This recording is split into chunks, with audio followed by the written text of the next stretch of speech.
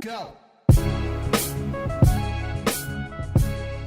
Welcome to the PRCA Fuse podcast for the stories behind great storytellers, people with a passion for communications, hosted by myself, Farzana Baduel, speaking every fortnight to trailblazers in and around our industry. Our special guest today is Mitch Kaye. Welcome, Mitch.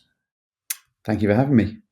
So, Mitch, I'm going to just tell our listeners a little bit about your career trajectory so far. So, Mitch began his career in the BSkyB press office before joining Shine Communications. He set up his first agency, Mischief, in 2006, and together with Dan Glover, they led the agency to become PR Week's youngest ever Agency of the Year before selling the business to the Engine Group. In 2014, Mitch and Dan co-founded The Academy, which in just 10 years has broken into PR Week's top 20 consumer league table as the youngest agency in it. Their clients include Amazon, Morrisons, MasterCard, BT, EE, Westfield, Heathrow, Holland & Barrett, Tinder, and Burger King. That is super impressive, Mitch, and we are so grateful to have you here.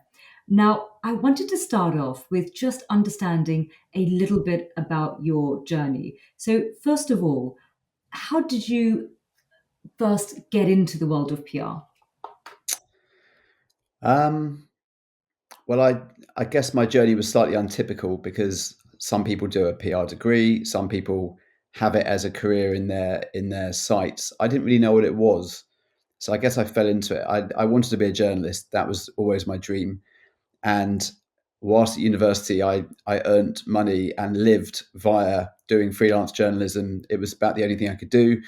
And it took off, and I ended up working as a football journalist and traveling the country, skipping economics lectures and traveling the country to meet my heroes and interview them and be paid really well to do that. So that was my beginning. And then I spent a summer doing 10 back-to-back work placements with all different types of media, newspapers, newsrooms, magazines, radio, TV. And what I found, especially at the newspaper side of things, is I didn't really like the environment I worked in. I didn't feel like I fitted in. It just didn't really feel, it didn't feel right for me. And I don't think I felt right for it. And the conclusion was, I don't think it was entrepreneurial enough for me. And the last work placement of a very, very busy, intense summer of sleeping on people's sofas and not earning any money was at BSkyB. And I walked through the door that day and it was like, this is my place. This is where I need to be. And that was a job in the press and publicity department, which was kind of, looking back, a PR role without really realizing it. I certainly didn't know what PR was, but that was the job was to promote and publicize the talent, the channels, the programs, the brand. And that then took me to my big break from a PR point of view, which was a job at Shine in 1999. So that was my introduction. But being honest, I can't say I dreamt of being in PR when I was at school. I wouldn't have known what it was.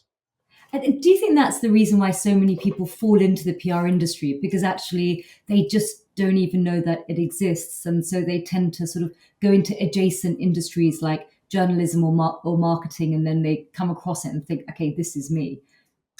Yeah, possibly. I've always felt that you could come into PR and do really well from lots of different backgrounds. So one of the most talented people I've ever met in my career is Rachel Bell, who you obviously know very well. And Rachel's background was secretarial, and she trained to be a secretary and did her shorthand course and came at it as via that route. So what did that give her? Well, on day one, it meant she was unbelievably organized, a brilliant manager of time, incredibly efficient. She got stuff done, and she was incredibly organized. And that was a superpower that she certainly brought into PR.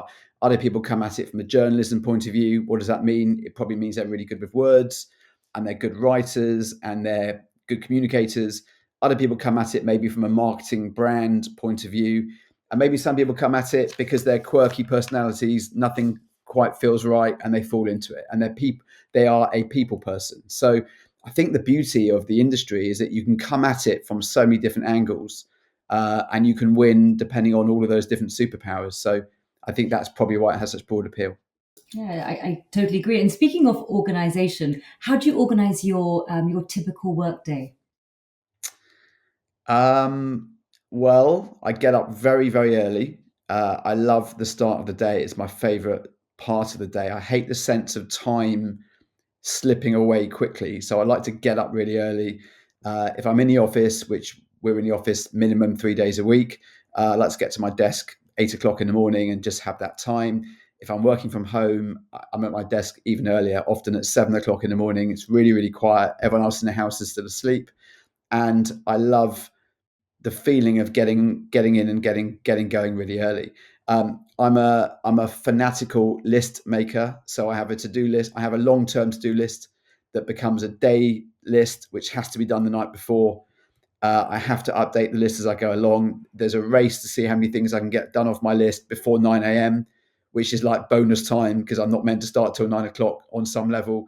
So everything's written down. Everything has to be tidy. I'm probably a bit OCD, so everything around me has to be calm and organized and balanced. But I think lots of lists, lots of targets. I'm very clear on what I have to achieve each day, and I'm very, very hard on myself if I don't. And do you derive great pleasure from ticking them off, your tasks on your list? I One of my favorite things in the world. Having said that, when there are too many things ticked off, I then have to create a new list because it looks like an old list with only a few things left. So that becomes a new list, and then I add more things to it, and then I realize that I'm never going to get through my list. So yes and no. I do have a slightly unhealthy relationship with it all, but it works for me. So Oh, you've achieved great success. So at the end of the day, it's a great tool to have.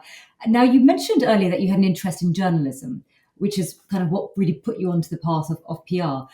And you also mentioned that you're a very sort of focused, task man. You have your task, you know how to do it.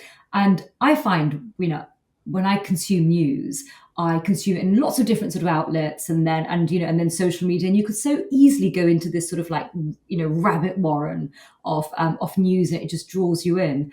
How do you consume your news? How do you stay on top of the news, but at the same time stay super diligent and focused on what you need to achieve? yeah, it's not easy. There was a time when I was running Mischief where I would look at every single newspaper every day. Not in great detail, but I would skim the papers every day. I love doing that. I don't really do that anymore.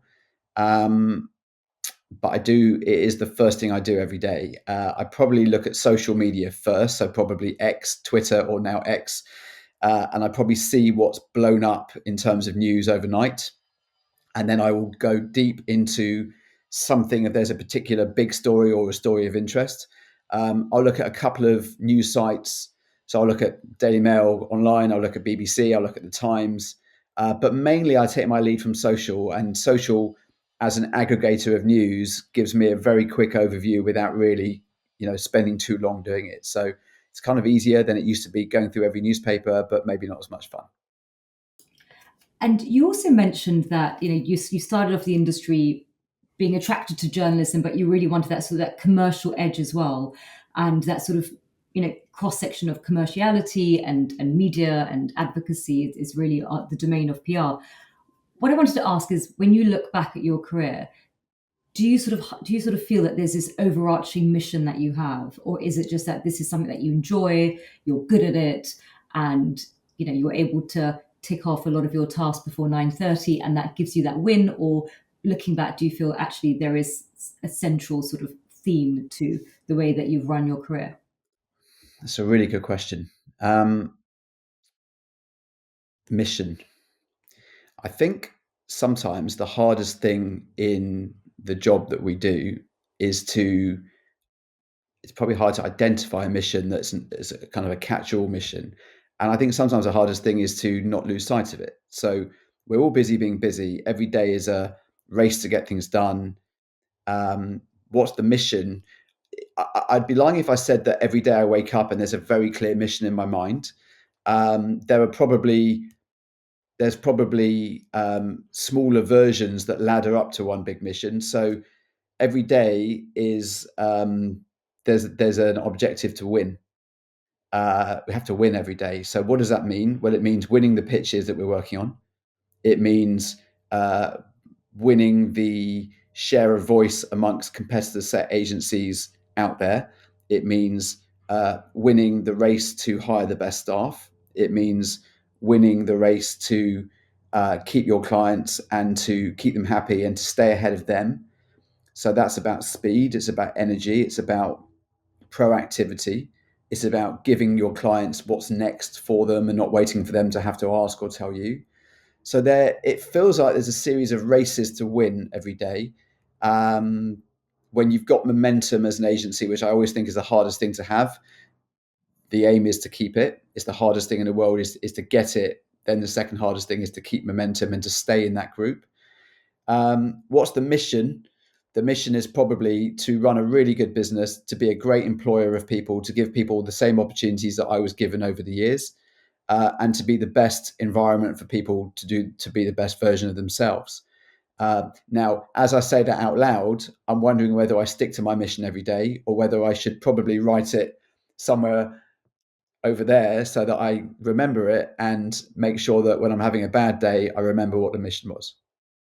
I think that's a great idea. It becomes like a bit of a touchstone because Yeah. you could get so bogged down into sort of, into reacting, especially in agency land. Now, you mentioned that when you joined BSkyB, you felt, okay, this is me, this is home. What was it about BSkyB and the job, the culture, as well as the specific role that you had as press officer, that really made you realize that this is actually my craft, this is what I'm meant to be doing? Well, on day one, morning one, it was the building, which sounds a strange thing to say, but I've never walked into a building and felt prouder to be an employee or to be part of an organization. Actually, I tell a lie. Probably my secondary school I went to, which I had to pass the 11 plus to get to, and I was really borderline as to whether I'd pass that exam. And I worked very, very, very hard, and my mum in particular helped me to pass that exam. So when I walked through the doors of that school on day one, it was like, yeah, this is big and I've achieved something. And I felt that. Sky is the only other time I think I felt that way. And there was something about the foyer of the building. And I remember it now, there was 100 screens on the wall on a very, very high ceiling. And it was every channel that they were broadcasting. And it felt big. It felt ambitious. Everyone in that building felt talented. They felt ambitious. They felt energetic. Everyone had the same sense of purpose. It was an incredible time for the business because they were launching digital TV and they were innovating and they were changing the way we watch TV and the rules around it. And I think I fed off that energy literally from morning one. Um, other strange things that spring to mind. It's the only job I've ever done where it was so far out of London. It was in Osterley that I drove to work. There's something very grown up about driving to work, especially when you're 21 years old. It just felt very grown up to drive there and park in the car park and be welcomed by the man on the security lodge and everything, the whole package, and the people I met there. And actually, I had no context at the time for how talented the people were. And only now, when I look back at the people I met there, and all of them have gone on to do amazing things, that you realize how gifted and how dedicated that group of people were, because I had no comparison, but they were absolutely fantastic, brilliant people. So all of those things combined. But I think that my big learning there was about the environment, and very useful when you go on to run a business, which definitely wasn't my plan back then. But the environment that people work in, the environment you give people to work in, is so important, and that they got it absolutely right back then. God, it's really incredible because that energy that you experienced, it energized you and it energized the team and built culture. And not everyone always thinks about the importance of architecture and interiors and sort of aesthetics, and actually that really does build culture. You then left and moved on to Shine Communications. So in essence, you went from in-house to agency. So what was that transition? Did you sort of consciously think, I want to know what's happening in agency world? Did you consciously sort of look at your sort of agency that you were liaising with and thought, they look like they're having fun, let me move over? What was your thinking when you decided to transition? Because normally also a lot of people start their sort of careers going agency and then going in-house. So what happened with you? Well, your version sounds like much more strategic and intelligent, and I wish your version was true, but it definitely wasn't. So I did. I did that job at Sky for a year, 18 months. Loved the job. Wasn't earning too much money and was desperate to buy a flat. Now that, to anyone listening now who's early on in their career, will think that sounds like a pipe dream, because it's so difficult today. It was way easier back then. Getting a mortgage was much easier. I was desperate to get on the property ladder. And then I had a tap on the shoulder one day from someone who said to me, we are launching skysports.com. Now, it just shows you how long ago it was that they were launching a website for Sky. And they were looking to recruit a football journalist to work on skysports.com, to be paid to watch and write about football. And my salary would be doubled if I accepted the job. So the person who offered me that job, I bit their arm off and doubled my salary. Didn't look into it. Didn't think about it. Didn't want to know the details or the small print. Just took the job, and it was a mistake, I think, is the most diplomatic way of saying it. It was a terrible move. It helped me get on the property ladder, having said that. So that worked from that point of view. But culturally, in terms of the role and the team I was working into, and the hours and the shift work and the days and all of it was just a disaster, and it didn't last very long. And I suddenly realized that was my moment, that I had to go and get a job. So I would love to have followed your path of liaising with agencies and then going to work for one. But actually it was more that it was my first career error. Unfortunately not my last, but definitely my first career error was to take that job, to be blindsided by writing about football and doubling my salary overnight. And it was a real lesson to look very carefully into the detail behind a role. Don't be flattered by being headhunted or offered the chance to earn much more money, but actually look into the bit beneath it.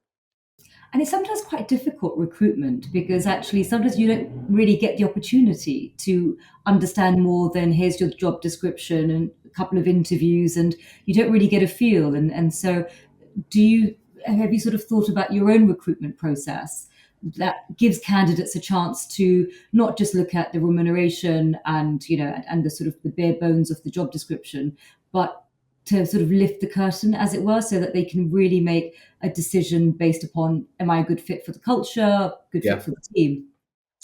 Yeah, I think that's a really good point. I don't think anyone necessarily teaches you to do that. I know no one taught me. I was always very good at that after the Sky experience, because I got it so badly wrong. So I guess that's one mode of learning in your career. Mess up badly, get it really badly wrong, and then you can avoid making that mistake again.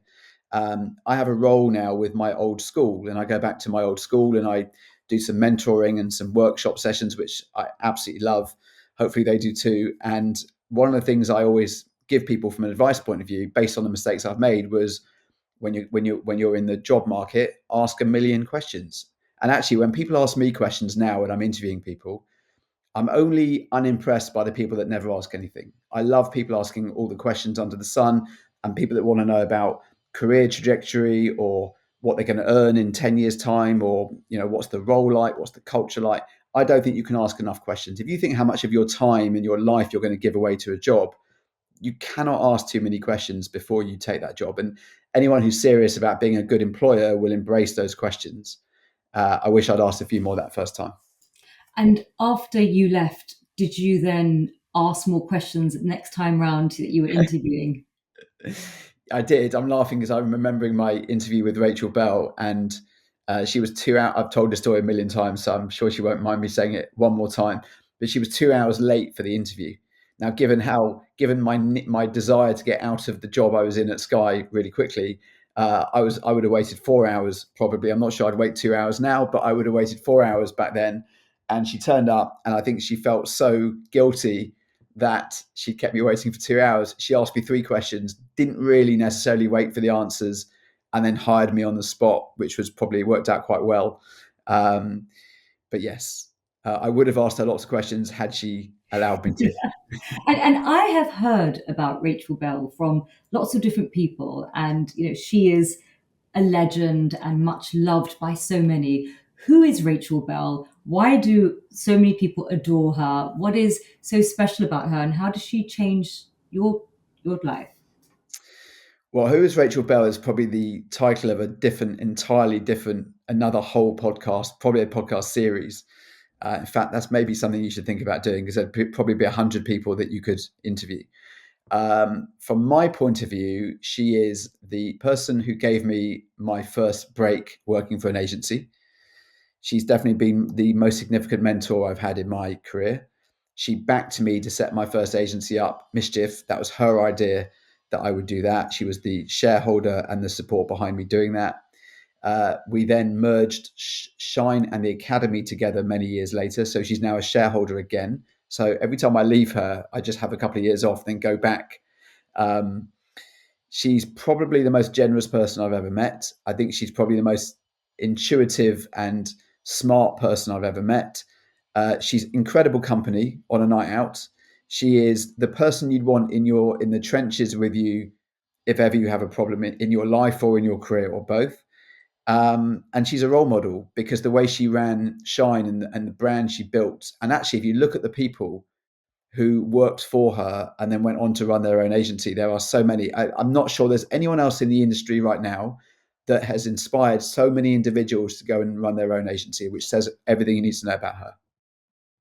God, I really would love to meet her one day. I think she sounds absolutely extraordinary. So she really gave room for you to not just learn, but for you to dream about having your own business. And, others may have felt quite threatened and quite possessive because they want you to sort of stay with the company, but she really supported you on that journey. And how Yeah, lovely that massively. you then came full circle, and she's still there. Now, when you set up Mischief, did you feel that you had enough time? Because there's a lot of people listening in who are thinking they want to set up their own agency. Do they need to spend X amount of years working in-house and agency before they set up? How many years did you have under your belt? And what advice would you give to people who are sort of umming and ahhing? Do they leave their role to set up an agency? And if so, what should you have under the belt before you go and launch an agency? That's a really good question again. I think, well, speaking for me, I definitely didn't have enough experience when I started. Um, I think to a certain extent that was quite helpful because I think you don't know what you don't know on day one. I think that sometimes can be a superpower. When I look back now at how little I knew, it's incredible, really. But I think you could do another 10 years of working for other people and you would gain lots in that time, no doubt. But I'm not sure you're ever really fully equipped to run your own business until you start running your own business to a certain extent. So there are many people I meet who talk to me about their long-term ambition to run a business, set their own up, and you see them 5 years later and they're still on that path to preparing and getting ready, and there's one more move before they do it. And the truth is, the majority of those people probably won't end up doing that. I think you have to have the mindset that you're going to have a go. And I think if you're going to have a go, sometimes earlier is better than later. Sometimes the learning on the job is the only way to really learn. And then what it comes down to is a couple of things. It comes down to your risk profile, your ability to learn fast on the job. And I think it's about the people you have around you as well. I had Rachel, for example. I had my mum and dad who ran their own business all the way through my childhood. They were running their own business. So I had them, and I had good people in my corner, and I had the willingness to ask for help. There was no pride or ego. I would ask for help every single day. Um, but if I think about it now with hindsight, had I gone to take on two more jobs and then done Mischief, I don't think Mischief would have been any different, because I think the things that you struggle with are unique to running your own business rather than helping someone else run theirs. Yeah, because I think there's an element sometimes of analysis paralysis where you want to try and get everything right before you do something. And actually, the learning comes from setting something up, making mistakes, and I think it's also quite energizing when you're in the ring and you figure out actually, how I to move it. agree.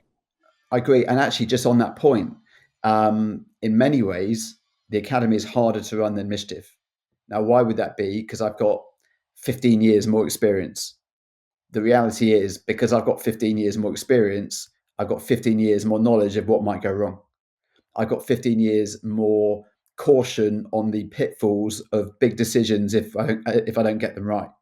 At Mischief, I didn't. So I just did what I did, and it was very instinctive. And in a way, I felt freer just to make a big call and make it work because that's all I had. I didn't have the benefit of hindsight. Well, I didn't have the benefit of experience, rather. So sometimes the more you know, the more you realize what can go wrong, and the more you overthink. Whereas on day one, you're freer. You're just freer to just do what you think is the right thing because you can't quite believe that it's working in the first place. And there's something quite empowering about that. You also mentioned something about having the right people around you. And I think that's really interesting because sometimes when you're thinking of setting up a business, you really want to have people around you who are cheerleaders. And of course, you want people around you who will sort of tell you to be careful about certain aspects. But if you're surrounded by negative Nancy's, you could end up actually seeping all your energy, and then you start having that voice in your head about can you really do it, and it starts inhibiting your thought process. And I think you mentioned you had Rachel Bell, who's been there, done that. Your parents have been there, done that in terms of the entrepreneurship, and having people who support your dream is really important. Now, I wanted to ask, when you set up Mischief, why did you call it Mischief? Well, the official reason was, well, the only reason was, I got to be careful how I say this. Shine, where I was working as a director, had a very big client at the time. And we were approached by a different brand to work to pitch for their business. And it was in a complementary space to our biggest client's business. It wasn't a conflict. In any world, you couldn't argue it was a conflict. And the biggest brand we had at the time took an unreasonable view and said that we weren't allowed to pitch for that piece of business. And it was outrageous, actually, looking back. It was unreasonable, and there was just no world in which it was a conflict. So much so that we took the decision to set up a second business and run the new client through a separate business, which was slightly left field and a bit against the rules and a bit out there. And Mischief felt like the appropriate word for avoiding a really unreasonable client's demands at the time. And that's where the brand launched from. Brilliant story. Now, when you were running at Mischief, you were the CEO and the co-founder. What were the upsides and what were the downsides of running your business when you had your Mischief hat on? Upsides were, it was mine. It was my wins. So the wins were magnified by 100. Now, having said that, the downside, the bad days were 100 times, maybe 1,000 times worse than they were when it was someone else's. If I look back to the people I worked for earlier in my career, the thing I hated the most was telling people bad news. I'm probably a people pleaser at heart, like most of us. I used to hate telling people bad news. We've lost the pitch. Someone's resigned. You know, that budget that I said would be okay. They've pulled the budget. The money has to come out of our figures. Bad news. Something hasn't worked. Something's a problem. There's no one to tell when it's your business. It's your bad news. Now you have to be able to sleep at night and handle that yourself, but at least it's yours. And that suited me. I preferred it that way. I liked being in control of the way things were done and the pace in which they were done. So I could now set the pace. It was my company. If I wanted everything to be done super quick, I could set the tone and I could set the pace and I could recruit a team who could work at that pace. If I was pitching, I could lead the pitch. I could begin that pitch and then that pitch, however I felt was the right way to do that. I didn't have to wait my turn or play in, as part of someone else's company. And actually, it suited me. The pressure was much greater, but I found that worked for my personality, and ultimately, it was a lot more pressure, but I didn't necessarily feel like it. So you also had a co-founder, Dan, who's followed you on both your startup journeys.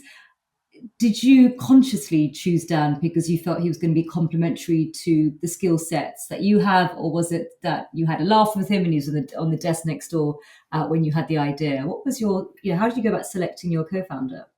Well, he wasn't the co-founder of Mischief, although he ended up effectively building that business with me very quickly. But I actually hired Dan as an account manager at Mischief. And it was only a few months after we'd launched. I think he was the third or fourth hire at Mischief. I hired him as an account manager, and I didn't need an account manager on the day that he phoned in to ask to meet. I wasn't looking for an account manager. I couldn't afford an account manager, and I met him, and he showed me this portfolio of work, and I've said this a few times before as well. Genuinely, I didn't believe it was his work. It was so good that I thought it looked like the kind of work that the creative director of an ad agency would proudly display to whoever wanted to see it. And I couldn't believe it was his work. And I remember thinking, either he's the best blagger I've ever met, in which case I could use those skills right now in this startup business, or it's just possible we'll leave the door open to the fact that this guy could be a genius. And if he's a genius, I can't pass this opportunity by.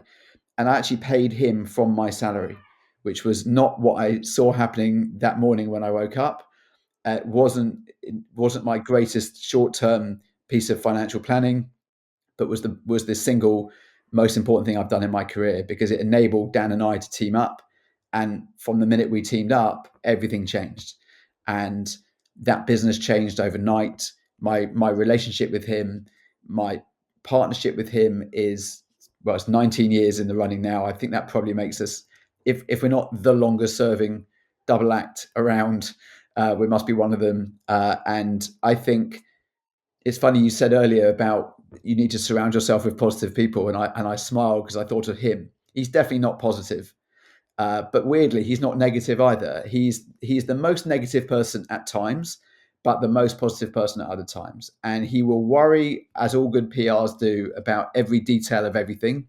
He'll be glass half empty about what might go wrong, but equally, he will always believe we're capable of doing anything. He will not think there's any ceiling to what we can do. And he will always be the one that challenges both of us to raise the bar and do more and be more. So he's kind of the most negative, annoying person I've ever met, but actually the most positive and inspiring person too, alongside that. So he's a real dichotomy. But we built Mischief together. We exited that business having sold it to Engine, and then we were co-founders of the Academy. And what is it about you and Dan? What sort of magic did you bring to the agency that led to Mischief being PR Week's youngest ever agency of the year? If you could really sort of pinpoint the ingredients that you think really led to that success. Well, I think it's in part chemistry. I think we've got the same sense of humor. We're probably very different people in lots of ways, but in many ways, the same sense of humor. I mean, we laugh a lot, and I think we work at the same pace. We're both unbelievably quick in terms of pace and how we work, and that sometimes is difficult for other people. Sometimes there's a virtue to slowing down and thinking occasionally and reflecting, but we go at a pace, and I think pace is an underrated advantage for agencies, especially independent ones. Um, but I think if I had to boil it down, I think he is the creative who understands that unless you make money and build a really successful business commercially, then that business will fizzle out very quickly and there'll be nothing left to push creativity. And I think he would say that I'm the CEO or the business person that understands that unless your creativity and, if you like, your product is brilliant, there's nothing to sell, there's nothing to monetize, there's nothing to work with. It's all short term stuff that isn't going to sustain itself, and then you'll just have a problem. So I understand that creativity has to be amazing from a business point of view, and he understands that creativity has to be monetized for the same point of view. So I think we understand each other's worlds. I think we're complementary. I've often said that he has the best ideas in the world. My job is to make sure they happen, and to make sure someone buys them, and to make sure we get paid fairly for them. I do input and he does output. So input is new business leads coming into the building. It's staff coming into the building. It's the building functioning. It's the business behind the business. He does output, which is the creative product that leaves the building. Clearly, I've got the much more difficult job and he has it easy. He would argue otherwise, but that's how we organize ourselves, and that's how we've always worked. And after how many years did you end up selling the business, and why did you decide to sell? So the Mischief was 5.5 years old on the day that we sold. I remember having dinner with Rachel the night before we launched Mischief, so January 2006, and she said to me, um, what are your aims? You know, what do you how do you want this to go?" And we were just talking about, what we were about to do. And I said, "I've got three objectives. The first objective is to win PR Week's Agency of the Year and be the youngest winner of it, because Shine had tried for so long to do that, and they'd won plenty of other awards, but not that one. So that was the competitive part of me that thought, let's go one better. The second thing was to be known for our work. I thought ad agencies were known for their work, but PR agencies back then certainly weren't known as much for their work. And I wanted the name Mischief. It was such a strong brand. I wanted it to have a very distinct style in terms of the work. And then the third thing was, and I said to her, I want to sell the business after 5 years. And she nearly fell off her chair when she heard me say that, because we hadn't even launched at that point. And she's like, "That's ridiculous. Why 5 years?" And my answer was, because after 5 years, if you've got a business that's made it through the first 5 years and is in a position that someone might want to buy it, then that is a business in fast growth. And if you're a business in fast growth, there's a big upside ahead for a business that might want to acquire it. And if you're only 5 years old, it will probably mean that you can be easily accommodated into someone else's bigger business because you're only 5 years old. And then the final reason is, by doing it that quickly, I will have enough energy and good years ahead of me to finish that process, draw a line under it, take a break, and then go again. And I always, ridiculous because I hadn't launched business one, but I had in my head at that point business two. And I realized that if you're 5, 10 years past the point where you should be doing that, by the time you go to launch a second agency, you may not have the energy or the appetite to do it. So for whatever reason, we stuck to that time frame pretty much, and Engine got in touch around about 5 years. Maybe I'd put it out there to the universe, and that's what happened. And as a result, having done a couple of years post sale, we then set the academy up in 2014, and that's now 10 years old. So knowing how I feel now 10 years in, I'm really glad I didn't wait 5, 10 years before I did that, because I think it's pretty hard second time around. You want to kind of get on with it. Was this selling process quite difficult to navigate, as well as letting go of your baby that you created and watching it go off, with different people? And did you have an earnout period, or did you just spend a couple of years traveling around the world and enjoying yourself and plotting your return with your next agency? I think it's the second time on this conversation that your version sounds way better than the actual version. There's definitely a pattern emerging there. The sale process was incredibly difficult. And I kind of made it more difficult for myself for two reasons. I decided, I'd seen lots of other businesses where people had taken their eye off the ball. They'd become obsessed, fixated by the deal, chasing the deal. And as a result, they'd stop running their business really, really well. And then what happens is the deal falls at the 11th hour. And what you're left with is a shadow of your former company, because you've neglected it and you've basically gone missing for 6 months. So I was absolutely determined not to do that. So I used to do the deal stuff pre 9 a.m., after 6 p.m., or at weekends, or I just wouldn't sleep, which was a very, very good idea at the time. And it was brutal, actually. But having said that, I made sure that the day job of running that business and looking after the business and the people in it and the client and all the promises we'd made, we didn't drop a ball in that time, which felt very, very, very important. But that made the process more difficult because you're doing everything outside of your normal hours. The second thing was, I didn't have like a broker, like an M&A representative or a broker. I made that very conscious decision not to, because for the very reason that if we did the deal with Engine, I was going to end up working at Engine for a period of time. And I wanted to know what kind of people Engine were. And sometimes if you have someone in between you and the person acquiring your business, everything is done through that person. All the difficult conversations, all the things that might be really awkward are outsourced to that person. And you never quite get to see the other side at their best and at their worst. And I felt like I really wanted to do that. So I, slightly out of my depth, but I negotiated that deal myself with the help of some really brilliant people, of course, but it was very much me in the room. And as a result, I felt on the day we did the deal and I joined Engine, I knew all about them. I'd seen them in all different scenarios, and I felt comfortable then stepping forward in that time. As for traveling around the world and having a break, no such luck. I remember waking up on the morning of day one, which was the day after the deal was signed, and I had something like 17 emails in my inbox from Engine, group HR, group IT, group logistics to share a timetable for moving into their building. And it was, what I should have done at that point is shut my laptop and gone away for a couple of weeks and had a break, but I didn't, and it was brutal actually, and it was my fault because I should have taken a break and I should have. But my personality type is to go all into the next thing, and that's what I did.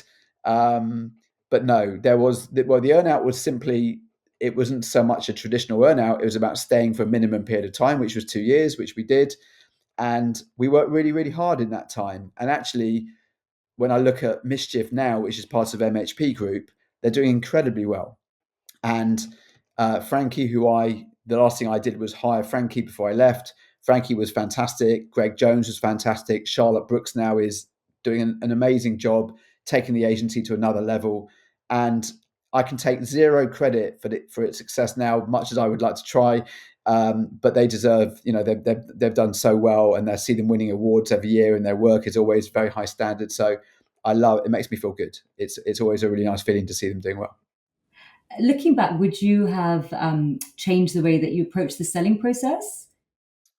No, I don't think I would, because I needed to build that relationship with Engine directly.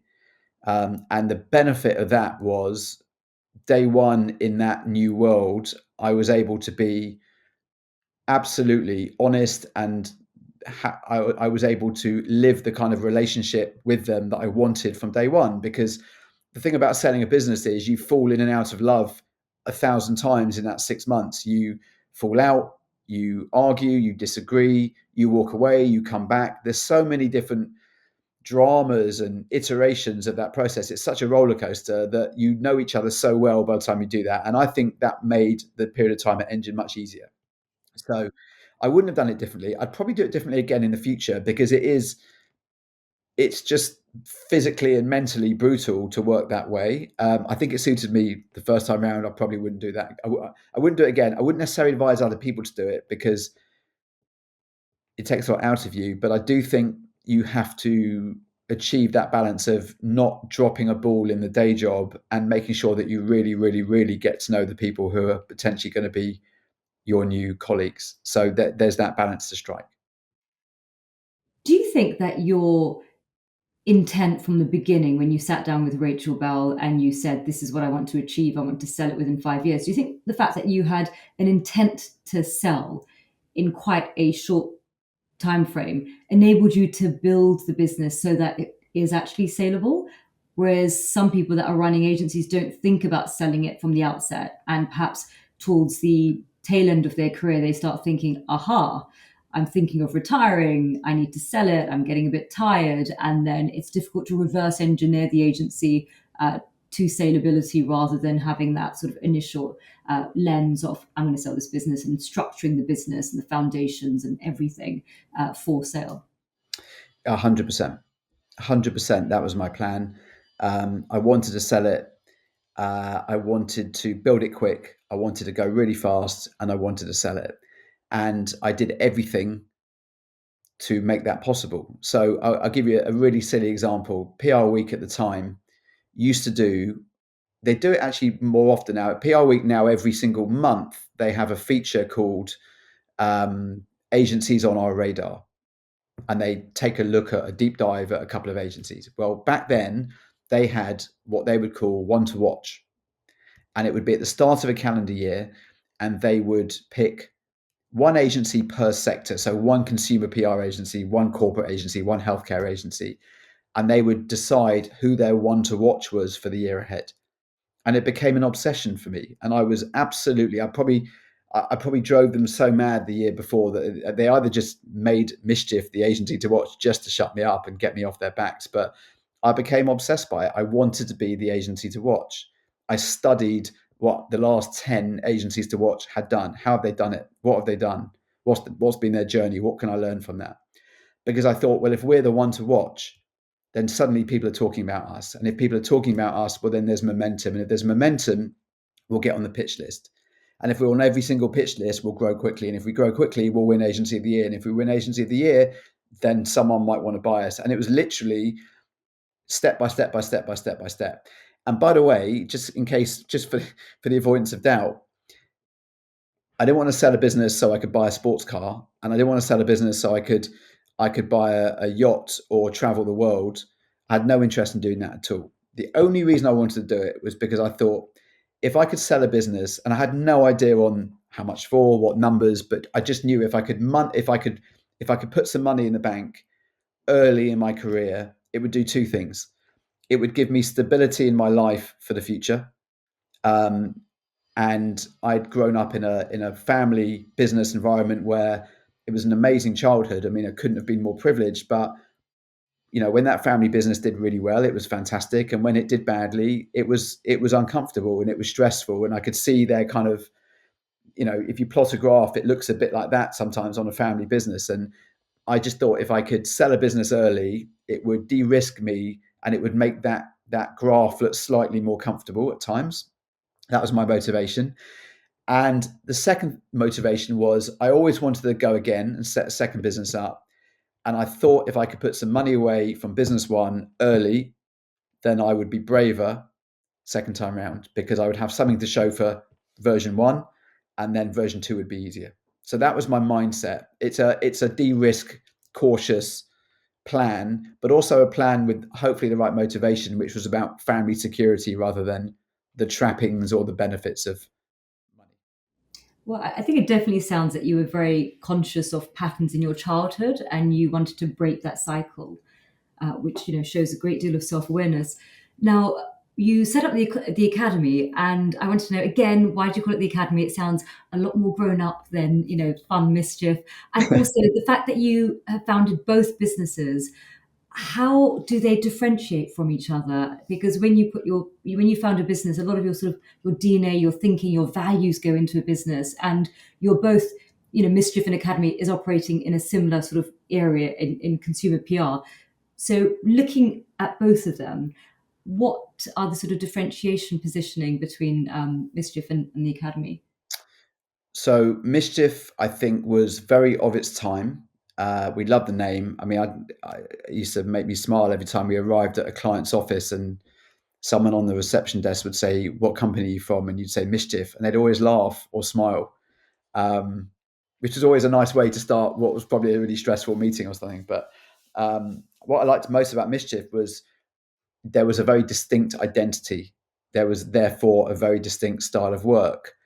Um, it was high impact. It was stunt led at times, but it was very irreverent. You can't call your company Mischief and necessarily do serious pharmaceutical work to stakeholders, to medical stakeholders. It wouldn't quite carry, or political work. What you are, and you know how you do what you do, and you just do it very well. And there was a clear identity. Um, Second time round, so many things are difficult, but I remember the debate that Dan and I were having around the name was really, really difficult. At one point, we were talking about, I can't believe I'm saying this out loud. We were talking about, is it Glover and Kaye? No, it should be Kaye and Glover. Kaye and Glover, Glover and Kaye, Glover and Kaye. And then it's like, no, because both of them sound like a 1980s law firm. No, it's not quite right. Okay, cool, scrap that. And then in the end, we landed on the academy. And why we like the academy is, I guess, the dual meaning of the word. So an academy is typically a place that sets the highest standards. So if you think about film, music, opera, ballet, I'm out of my comfort zone now, art, it's in any of those areas of life, it sets the highest standard. And that's what we wanted to do on day one. This was our second time round. We didn't want to be that scrappy startup that's a bit rough around the edges. Second time round, it's like, no, we want to go straight in on day one with the highest standards based on everything we've done and learned and achieved. And that was our start point. But the dual meaning of the word academy is a place to learn. And when we looked at our combined career experiences, there were too many agencies where people left after a couple of years because they stopped learning, and there wasn't a real commitment to learning. Lots of places talked a good game about teaching, but very few, when it came down to it, would actually have a commitment to their staff to learn. And our thinking was, if you call it the academy and you stick the name above the door, that's it. You have to teach people and you have to be committed to that. So higher standards, but also a place where people can come in, learn, do their best work, and be part of that collective. So that was our motivation. And having run a business before, and this is the second business that you're running, did you take a different approach to organizing the business, the cross-functional capabilities? Do you feel that you've innovated in a different way than other traditional PR agencies function? Yeah, we did.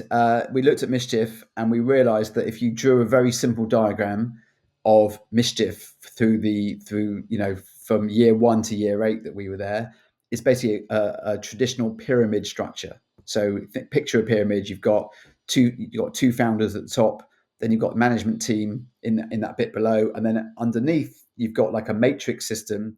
And as that agency gets bigger, it kind of grows wider at the bottom, and more people join, and suddenly that management team at the top of the pyramid are desperately trying to keep order and keep standards high amongst a ever complicated matrix where everyone reports into everyone, and it's a little bit like the Wild West. And our experience of Mischief and other agencies was up to about 30 people, it was a really good structure, or up to about maybe 3 million in revenue, whichever one came first. After that kind of point, it got really, really stressful and it got really hard to maintain. And I think what we could see was there were three clear problems that came from it. So clients would increasingly get frustrated that you would win business from them, and then the senior people that had won the business would vanish, and a more junior team would come in and service that business, and clients would be like, hang on a second, that's not the people we hired, and where have the grown-ups gone?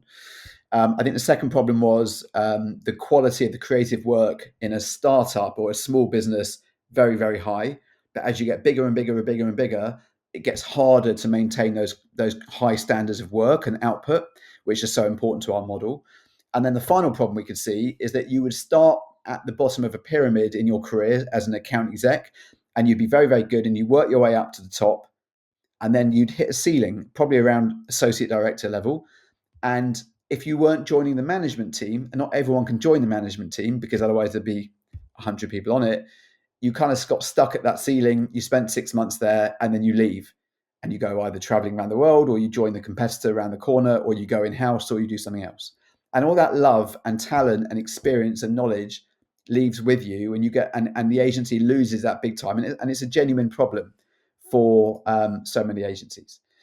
So we got rid of that. We kind of tore it up, and what we replaced it with was a series of columns.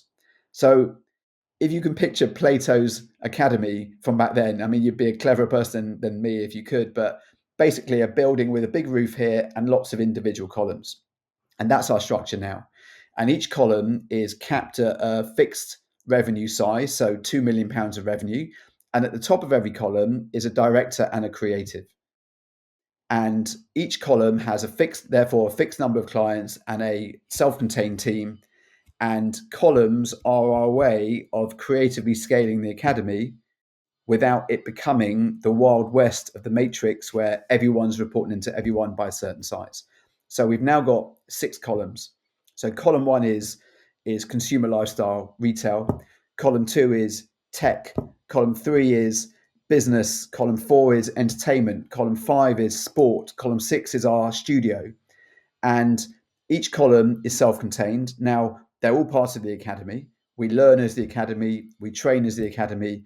We eat lunch as the academy. Company meetings are the academy. Celebrations are the academy.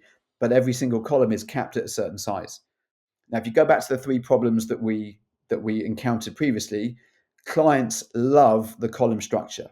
Why? Because they stay very close to their senior people, because those senior people have only got 7 or 8 clients to worry about.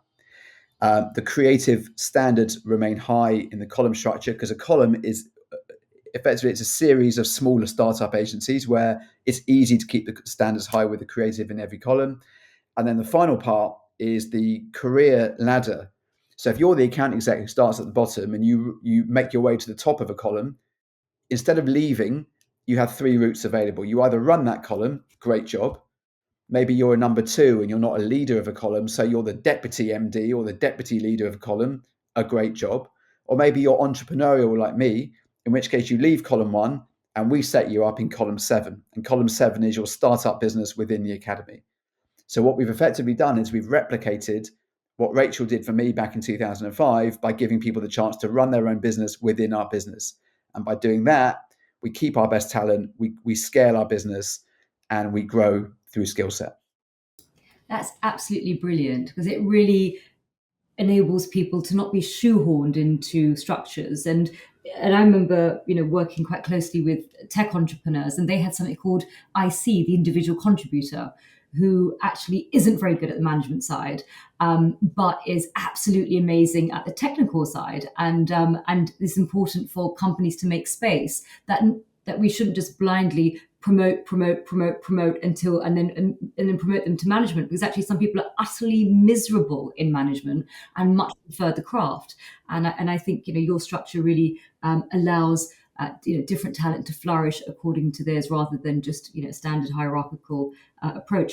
Now, on the subject of people, you have hired, you have watched people come and go, you have watched people thrive. What are the characteristics of the best people that you've worked with? What do you look for when you interview people? And also, obviously, you've been in the industry for quite a while. Do you feel that it's different now for new people coming into the industry than it was, say, 15, 20 years ago, when they're looking to join the industry?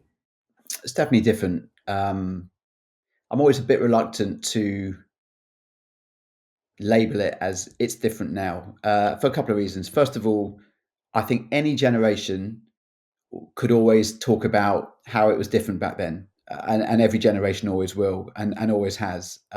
So every generation is different. Second of all, there is no such thing as this generation do this, but that generation do that. If I look at my team at the academy and I look at the youngest members of the team, so the people in their first jobs who are in maybe the first year or two of their career, so many of those people have what I would call old-fashioned values, the kind of values that would have served them well 20, 30, 40 years ago. I don't believe that there's maybe there's generational trends, but I think to assume that everyone has them is an error that too many people make. What do I look for? I think the things I look for are the same characteristics that probably I tried to show when I was starting out. So I think you have to have energy. If you interview someone and they're low energy in the interview, they're rarely going to be high energy when they get the job. That's their showcase. So energy is really important. I think people who are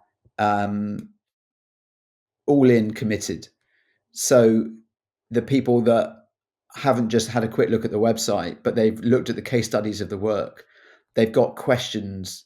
They've written questions down about some of the work they've read about. They want to know where the idea came from. They want to know what happened. Why did you choose to do that? I listened to a podcast that you did a year ago, and you mentioned on that podcast that this happened. And I was wondering, if you did that, did you not find that this happened? And it's not just about listening to a podcast, but that, I guess, that deeper level of engagement that I think goes an awful long way, because it's the difference between someone just going, I want a job here, there, or somewhere else, or I want to work for the academy and I want to understand this, and I love what you've done there. So can I fit in as part of that? So that kind of all in mentality.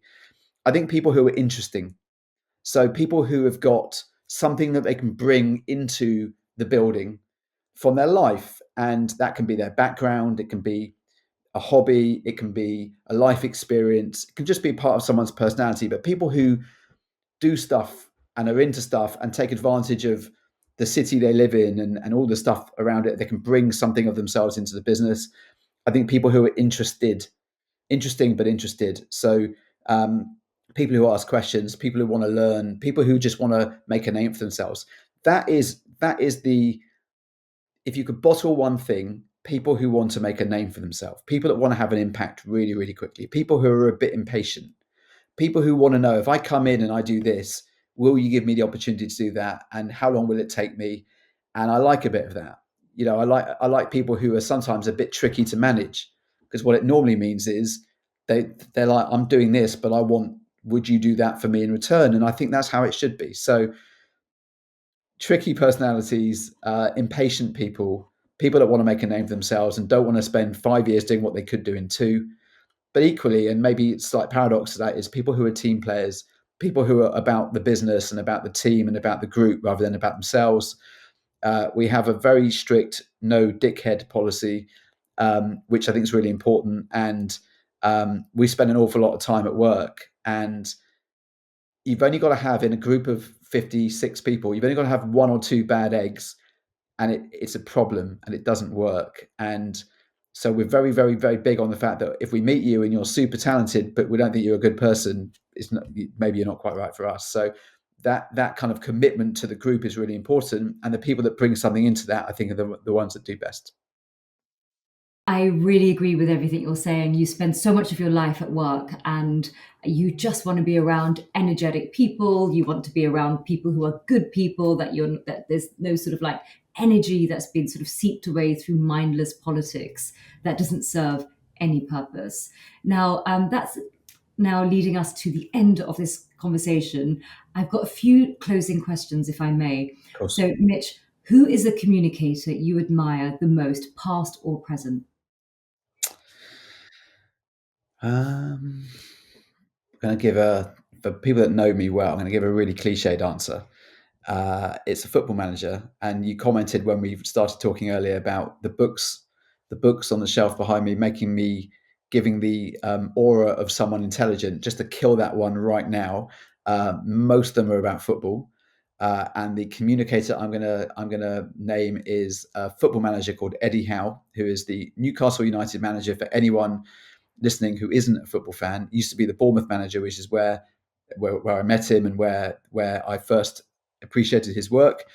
And he is a very, very, very good, very smart football manager who manages to communicate incredibly well with his players, with the supporters of his club, with the ownership of his club, by keeping everything very simple, using less words, more than too many words, taking something complicated and making it very, very simplistic, and being very clear on messaging and very clear on timing and very clear on what he needs to say and when he needs to say it. And I've been lucky to get to know him over the years, but I've learned more from him on the art of effective communication than anyone else inside of the industry or beyond. So I think sometimes you can learn a huge amount from people outside of the industry. I think that's always interesting, but I like the way he communicates. I like the way he handles himself, and I like the way he carries himself to a group of people. And I think if I could be a fraction of that kind of effectiveness in terms of the academy, then I'd take that.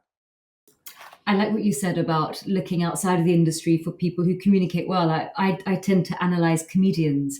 I find that they're often fascinating how they communicate and they can just elicit that emotional response from an audience.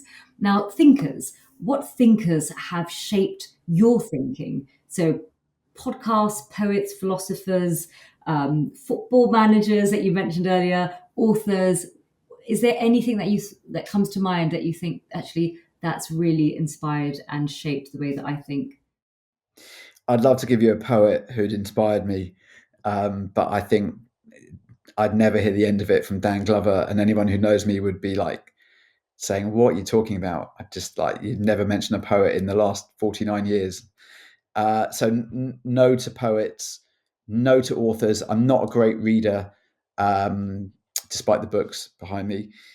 So I would probably say there's a very well-known advertising man called Dave Trott, whose blog you may know, and Dan introduced me to his blog many, many years ago, and I love it, still love it. And he writes in a way that never fails to get me thinking and challenge the thinking. And whilst his messaging is about advertising, and through the lens of advertising, anyone who runs a business, anyone who manages people, anyone who has clients, anyone who experiences the pressures and the challenges of that world. I think if you read Dave Trott's blog, you would learn a huge amount. So I would probably say him, because he's someone whose work I've read over so many years, and his books, amongst the predominantly football books behind me, are a couple of Dave Trott's books, Creative Mischief being one. And I'm really inspired by his words. And again, a bit like the Eddie Howe point, I think Dave Trott keeps it simple, and he just nails the point in a really uncomplicated way, which is definitely the style I appreciate. So I would have to say him. I'm going to look into his work actually. Now, if you think back at the young Mitch driving his car, early 20s, really excited on his way to his first proper job, what career advice would you give him?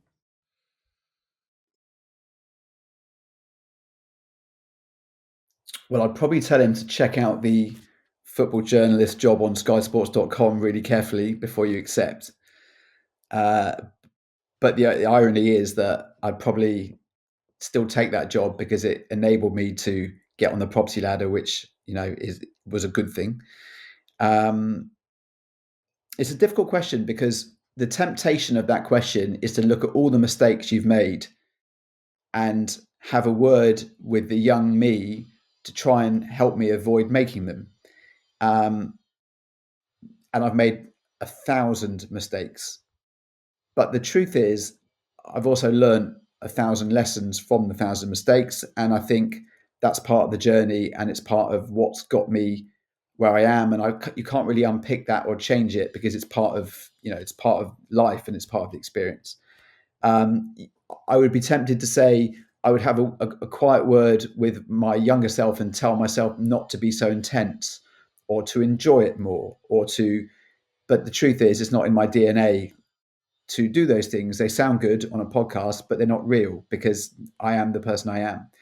So I think probably the thing I regret the most is, in my early days of managing people, I would be very direct and honest with them, and I would send very direct emails. Certainly in the early days of being of running Mischief, and if someone did something brilliant, I would send them an email and I would outline exactly how brilliant I thought it was. And if someone did something that I thought was really not very cool, I would send them an email and I would be very honest with them about the same. And the problem is that when you send someone a positive email, they read it and they feel really good about it, and they might read it one more time, and great. When you send someone a really negative email, they'll probably read it 15 times over a couple of weeks, and they'll keep hold of it. And the problem is that it can really, you've said your bit and you move on, but because you put it in writing to them, it kind of stays with them, and it's quite hard. It's quite a hard way of managing people. And I learned very quickly that you have to be careful how you deliver bad news, when you deliver bad news. So bad news should always be delivered on a Monday, not a Friday, for example. Deliver bad news on a Friday, and you leave someone to have to think about it all weekend. And so I think, as I've made mistakes and as I've tried to learn and improve, you learn about people's lives and their mental health and their headspace, and when and how they're going to be thinking about your words and what you've said. So I think all of us learn those things. Some people are better at it than others, but I think I would be more aware of those things um, ahead of managing people. I think they're the things that I wish I could change. Having said that, you have to sometimes do the job and learn from people. And I've always been lucky that I've hired brilliant people, and I've learned from the people I've hired as much as hopefully they've learned from me. So I think that's part of your own evolution. So not sure I've answered your question, but I Yeah, think yeah, I think you have, and I hear you, because I've always, been the same, where if someone's done a great job, I'm like, that's incredible. And if someone hasn't, then I sort of detail why not. And actually, somebody really helped me by pointing out this expert called Gottman. And Gottman is actually a marriage and relationship expert. But in his in his research, he found out that one negative is equal to 5 positives in order to get back to a neutral position. And that's kind of helped me, because now when I am giving feedback, I try and remember that balance, that one doesn't neutralize the other. It actually, the negative feedback actually has a much more sort of intense impact, and can only be neutralized by 5 pieces of positive. So I sort of, in my mind, think a little bit about that, and that's helped me. Now, the last question is about mental health that you mentioned earlier. Do you think about your mental health? Do you think about well-being for yourself? And if so, what do you do to create that balance in your own life? You're juggling so much. Yeah, I do think about it. I think I'm very, very lucky, and I think it is luck that I, touch wood, haven't really had a problem up to now. Now, that doesn't mean there aren't moments, of course, where you'd be worried about something. You could feel sometimes you just don't quite feel right. There's a lot going on. It's a very intense period of time, but I think that's life, and I think that's working life. I consider myself incredibly lucky that I haven't had a problem so far, and I say so far because I don't think anyone can ever take that for granted. Um, I think a lot about other people's mental health, because I realize that I'm in a position to positively or negatively, if I get it wrong, have an impact on other people. So I'm incredibly aware of the role that but also we as a business play as an employer of people. What do I do to try and stay that way? Uh, Probably not enough. I exercise reluctantly. I got into exercise when I left Mischief, and I took some time off, and it was probably the only way that I could go near a gym, or put it another way, I'd run out of excuses not to, because I wasn't even working. So I got really into that, and I've tried to maintain that. So I do that a couple of times a week. Football is a massive escape for me. It's probably the only time I don't look at my phone. And football can equally be quite stressful and underwhelming and very disappointing, as this weekend proved. But it's a great escape, and it's something that you can throw yourself into and just leave the world behind. But the best thing of all is my family, and my 2 daughters and my wife, and family time, and being a dad, and realizing at the end of a day that whether I've had a great day and won a pitch or won an award, or had a terrible, disastrous day, they don't care. They're just happy to see you. And very cliched answer, but I think that is a very good distraction away from the stresses that we all have. But the reality is, I think you have to accept the fact that in the job we do, there is a large element of stress. It is a roller coaster, and that's probably why it's not for everybody. And everyone has to find a job that they can do to the best of their ability and maintain it with their mental and physical health. Thank you, Mitch. If people would like to know more about you and the work that you do at the Academy, do you recommend they reach out on social media, websites? You can email the Academy at hello@theacademypr.com. You can always get Dan or myself on LinkedIn. We spend half our lives on LinkedIn. So they're probably the best 2 ways. We love hearing from people, and we're always looking for the next superstar to hire. So people should definitely get in touch. Brilliant. Thank you, Mitch, for such a fascinating conversation, and for sharing your journey and being so open and honest about what you have done over the last few years in the industry. Now, thank you also, audience, for listening. You'll find this episode on the PRCA's YouTube channel and on Spotify and Apple Podcasts alongside other episodes. If you like what you hear, please do share so we can grow our community. If you have any feedback or topics you'd like us to cover, please do contact us. We publish interviews every 2 weeks, so do stay tuned as we have some more inspiring storytellers in the pipeline.